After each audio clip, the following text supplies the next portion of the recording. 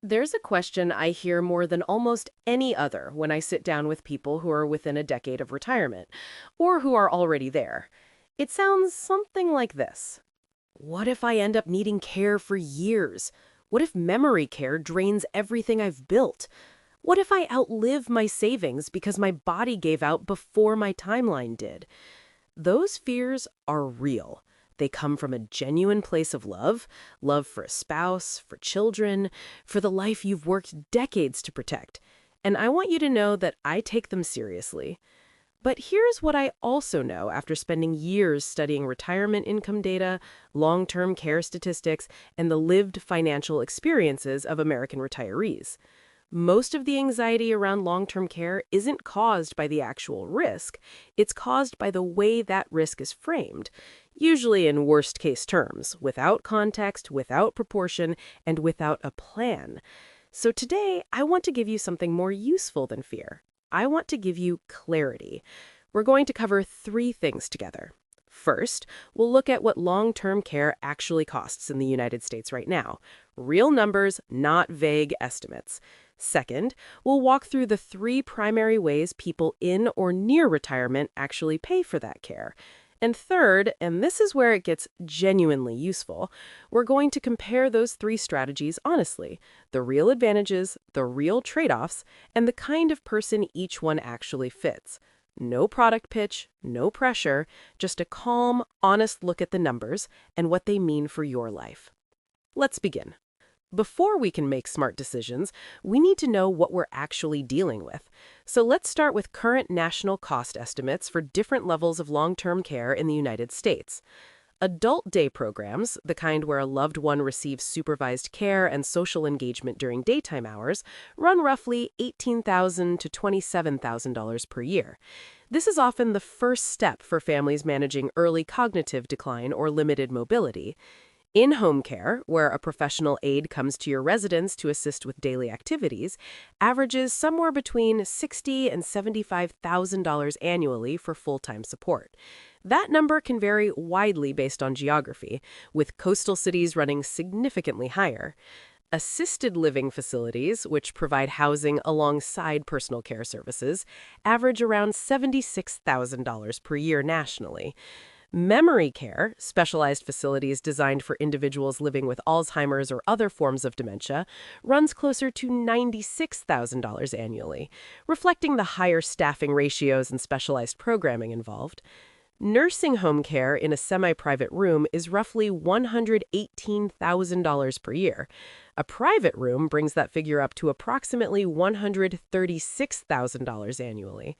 When you look at those numbers lined up together, it's completely understandable that a knot forms in your stomach. If you imagine 2 or 3 years at a nursing home level of care, you're looking at $300,000 to $400,000 or more. For many households, that represents a significant portion or even the entirety of a lifetime of saving. But here's the part of this conversation that most people never hear. The numbers above tell you what care costs. They don't tell you what care you're statistically likely to need, and that distinction is everything. When researchers have studied actual lifetime long-term care use among Americans who reached age 65, a clear picture emerges. Roughly 52 out of every 100 people in that group will never use paid long-term care services at all. They may receive informal help from family members, or they may simply remain healthy and independent through the end of their lives, but they never draw on a professional, paid care system. Of the remaining 48, about 12 will have total lifetime long-term care costs under $30,000, often a short post-hospitalization stay or a modest amount of in-home help. Around 18 to 20 will fall in the middle range, somewhere between $30,000 and $300,000 over the course of their retirement. And roughly 14 to 15 out of 100 will experience what we'd call catastrophic long-term care costs, exceeding $300,000, often involving extended nursing facility stays or multi-year memory care. Let that settle for a moment. Approximately 85% of people who reached age 65 will not face catastrophic long-term care expenses. 15% will. Now, 15% is not zero. It is a real risk and it deserves a real plan. But the nature of the risk matters enormously when you're deciding how to respond to it. We're not planning for something that is nearly certain to happen. We're planning for what financial professionals call tail risk, the low probability, high impact end of a distribution. And how you manage a tail risk is very different from how you manage an expected outcome. That's the insight that should guide everything we discuss from here forward. Long-term care planning isn't a universal concern in the same way for every household. Let me describe the group where this conversation matters most, because this shapes the entire strategy discussion. I'm not talking about the ultra-wealthy, households with $10 or $20 million in liquid assets. Those families generally have the balance sheet to absorb almost any long-term care scenario without meaningful disruption to their financial security. I'm also not primarily talking about households with very modest assets, because for those individuals, a pathway to Medicaid coverage may ultimately serve as the safety net, imperfect as it is. The group that needs to think carefully and plan deliberately sits in the middle. I think of them as middle-class wealthy. These are households with net worth somewhere in the range of $500,000 to $3 million, often with $750,000 to $2 million in retirement accounts and taxable investment portfolios. These are people who have genuinely done the work. They saved consistently. They invested wisely. They built something meaningful. And ironically, that very success creates a specific vulnerability. These households typically earn and hold too many assets to qualify for Medicaid without spending down significantly. They don't have the buffer of the ultra-wealthy to simply absorb years of six-figure annual care costs. And if a high-cost long-term care event persists for several years, the damage to their retirement portfolio and to any legacy goals they may have carried can be severe. This is the group where a deliberate long-term care strategy isn't optional. It's part of a complete retirement plan. And when people in this group do need care, it generally gets funded one of three ways. They pay out of pocket from savings or a dedicated fund, they carry a standalone long-term care insurance policy, or they access benefits through a permanent life insurance policy that includes a long-term care rider. Each of these paths solves a real problem. Each one also comes with real limitations. Let's look at all three honestly. The first approach is one that many people arrive at naturally, often without even realizing it's a formal strategy. It simply means setting aside a dedicated pool of money, a long-term care reserve, that you control and manage as part of your broader retirement plan. This tends to work well for a specific profile, someone in reasonably good health with a solid savings trajectory who is either already on track for retirement or has accumulated meaningful assets. It also works well psychologically for people who are comfortable mentally designating funds for a specific future purpose, even if those funds aren't held in a separate account with a formal label. The core strength of this approach is straightforward. You are not prepaying a premium for a risk that, statistically, has a 52% chance of never materializing in any paid care form, and roughly a 70% chance of staying well below $300,000 over your entire lifetime. Your capital remains under your control. It can be invested thoughtfully, grown over time, and, this is important, repurposed entirely if you never end up needing it for care. That last point is significant. When your long-term care reserve is simply part of your invested assets, it doesn't disappear if you stay healthy. It becomes part of the legacy you leave behind, or additional discretionary spending in your later years. Now, how large does this reserve actually need to be? This is where I want to offer a reframe, because most people dramatically overcorrect when they first consider this.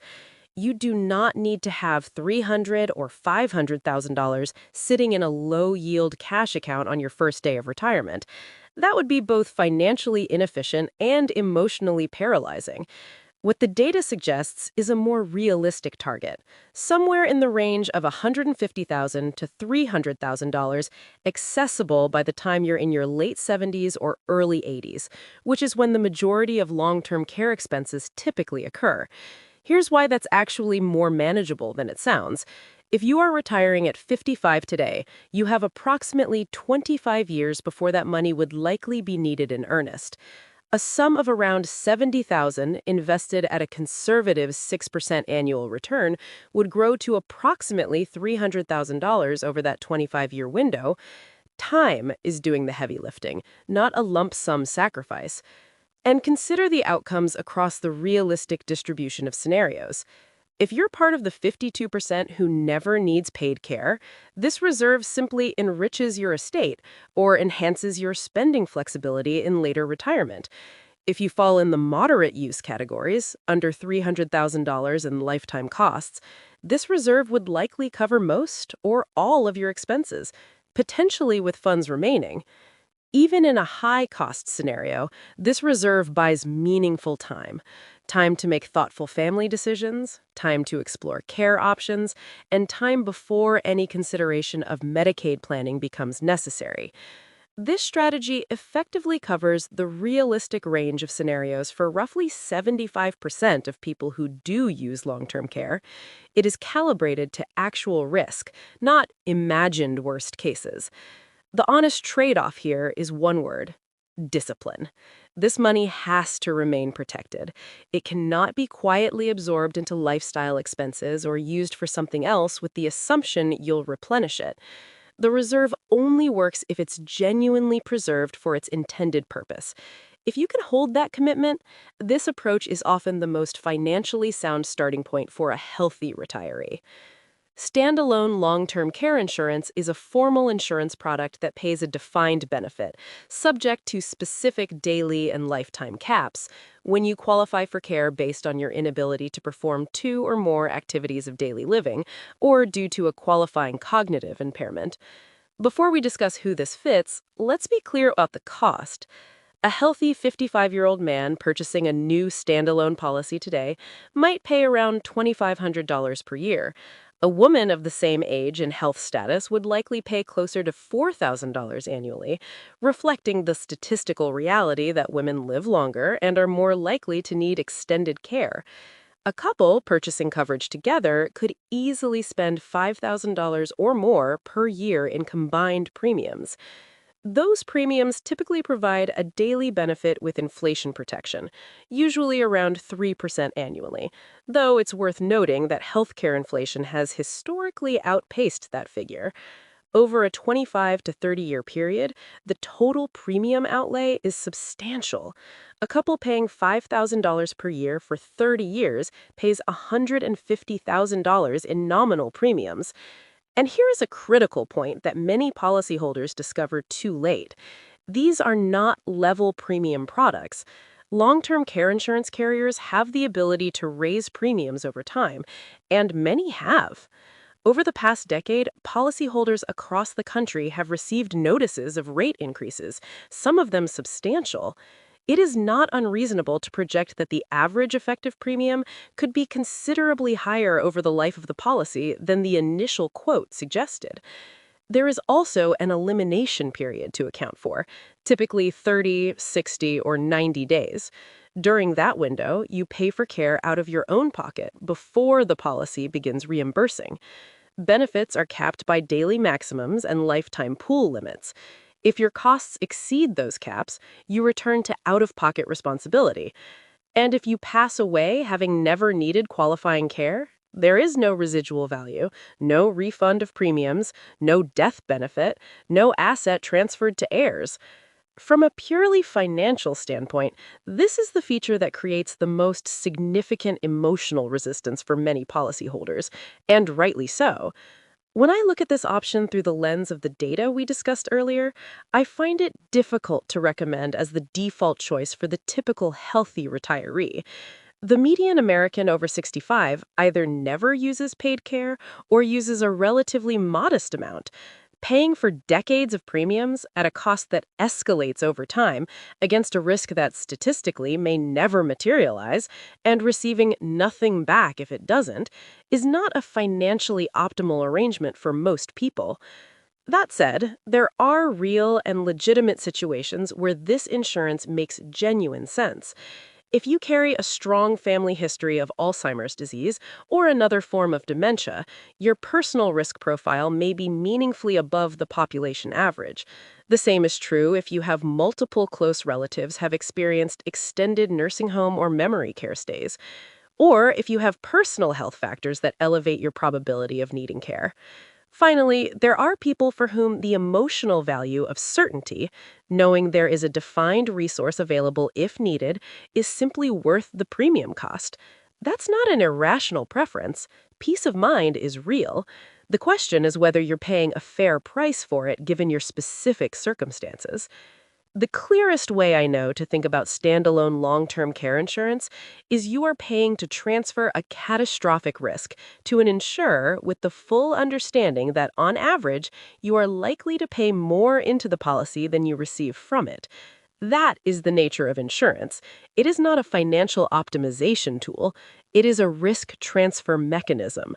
Whether that transfer is worth its cost depends entirely on your personal risk profile, your emotional relationship to uncertainty, and your specific financial situation. This third path is, in my experience, the most commonly misunderstood of the three. And before we go any further, I want to be transparent about where I stand on permanent life insurance generally. My investing philosophy is grounded in simplicity and efficiency. Keep costs low, invest in diversified index funds, and use term life insurance to cover income replacement needs for a defined period. As a general rule, I don't consider permanent life insurance, whole life or universal life, to be an efficient investment vehicle for most people. But here's what I've also learned from working through real client situations over the years. Personal finance is not lived in the abstract. It's lived in the context of actual decisions already made, plans already in motion, and policies already in force. For someone who already holds a permanent life insurance policy and intends to keep it, perhaps for estate planning reasons, for legacy purposes, or simply because they had it for decades and it makes sense to maintain, adding a long-term care rider to that existing policy can be a genuinely practical and cost-effective strategy. I am not advocating for going out and purchasing a new whole life policy primarily as a vehicle for long-term care protection. I am saying that if the policy is already there and the intention is to keep it, this option deserves a serious look. Here is how the mechanics actually work. A long-term care rider allows the policyholder to access a portion of the death benefit, typically 1 to 4% per month, to pay for qualifying care expenses. Benefits activate on the same general triggers as standalone insurance: inability to perform 2 or more activities of daily living, or a qualifying cognitive impairment. Benefit payments are generally received income tax-free. Every dollar drawn for care reduces the remaining death benefit by the same amount. The incremental cost of adding a rider to an existing whole life policy is considerably lower than purchasing a standalone long-term care policy from scratch, often in the range of $600 to $800 per year. For someone already paying several $1,000s annually in whole life premiums, this represents a modest addition for a meaningful expansion of coverage. The most compelling psychological feature of this approach is what it eliminates. With a standalone policy, many people spend years quietly dreading the possibility that they'll pay premiums for decades and walk away with nothing. The rider removes that dynamic entirely. If you never need long-term care, the full death benefit passes to your beneficiaries. If you do need care, the policy delivers its value during your lifetime when it's needed most. Either way, the capital doesn't simply disappear. Let me put some real numbers around this to make it concrete. Imagine someone who purchased a $500,000 whole life policy at age 40. A rough ballpark for annual premiums might be somewhere between $6,000 to $8,000 per year for a male, or $5,000 to $7,000 for a female, depending on health classification, insurer, and policy design. That premium commitment, paid over 40 years from age 40 to age 80, represents a total outlay of roughly $240,000 to $320,000. By age 80, a reasonably structured whole life policy might carry a cash value in the neighborhood of $180,000 to $250,000, along with a remaining death benefit. If a long-term care rider was added at some point, the incremental premium, let's say $700 per year, adds a relatively modest amount to the total cost.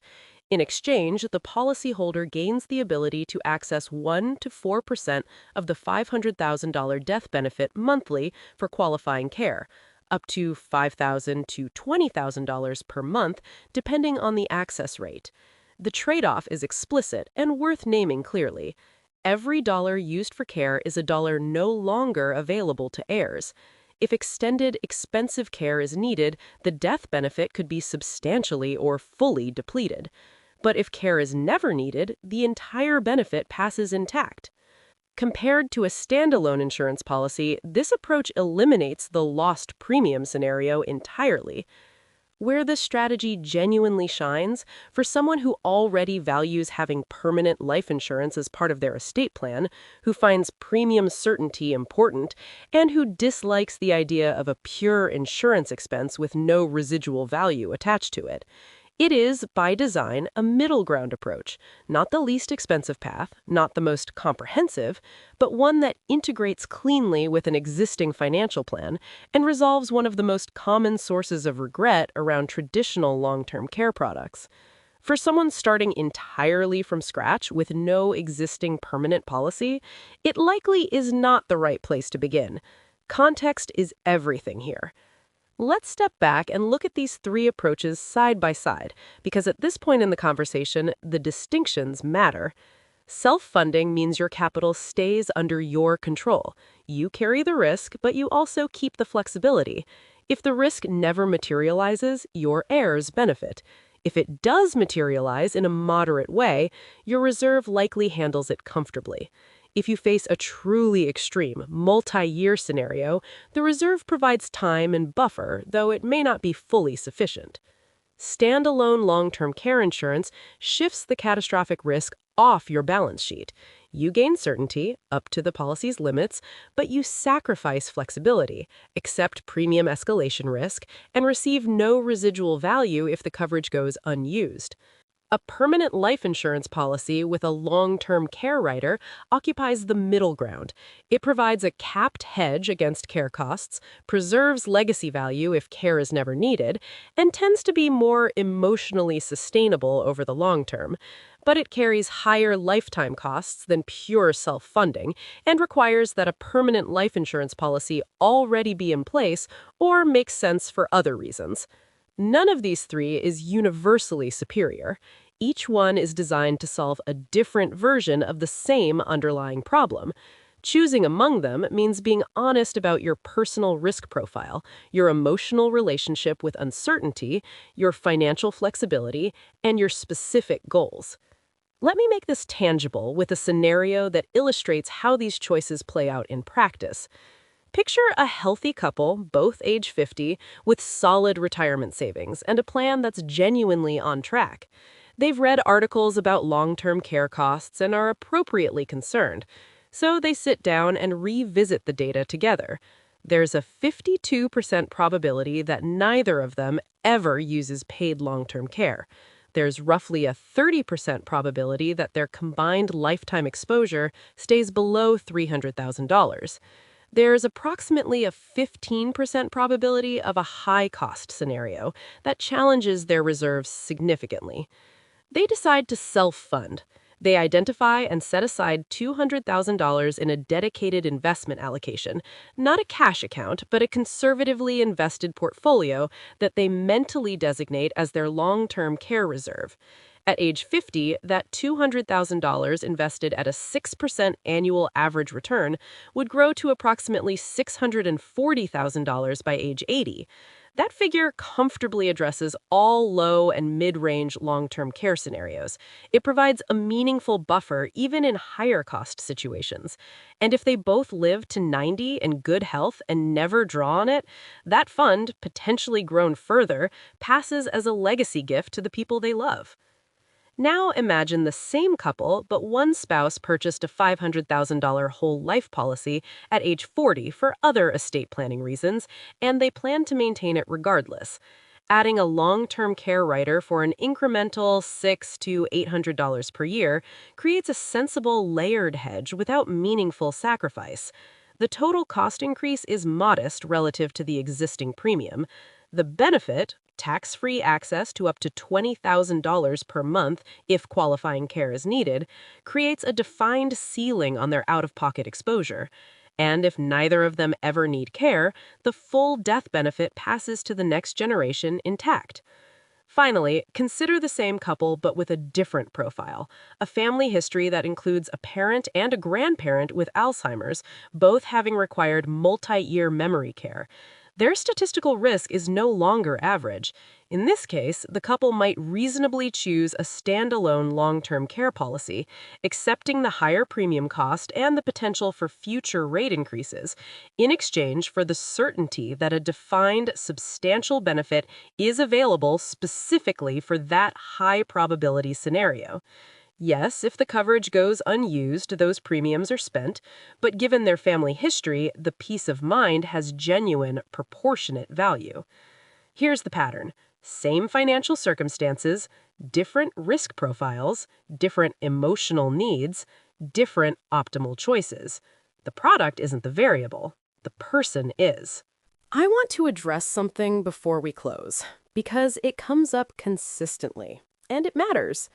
Many people approaching this topic believe they need to solve the entire possible range of outcomes, that anything less than full coverage for the maximum worst-case scenario means they haven't planned properly. That belief leads to over-insuring, over-saving in low-yield instruments, and chronic underspending throughout retirement. Let me offer a different perspective. Sound long-term care planning is not about eliminating all possible risk. It is about acknowledging the actual distribution of outcomes and building a strategy that protects against the tail without sacrificing the quality of the life you're actively living. The 15% who experience catastrophic costs deserve attention in your plan, but they shouldn't be the default lens through which you view your entire retirement. The 52% who never use paid care at all deserve equal space in your thinking. So do the middle majority, who use modest amounts and absorb those costs without financial devastation. When you plan proportionally, when your strategy reflects actual probabilities rather than maximum fears, something valuable happens. You give yourself permission to spend. The family vacation, the experience with your grandchildren, the renovation you've been putting off, none of these need to be sacrificed on the altar of a scenario that has roughly an 85% chance of never reaching catastrophic levels. Having a deliberate, realistic long-term care strategy isn't just protective, it's liberating.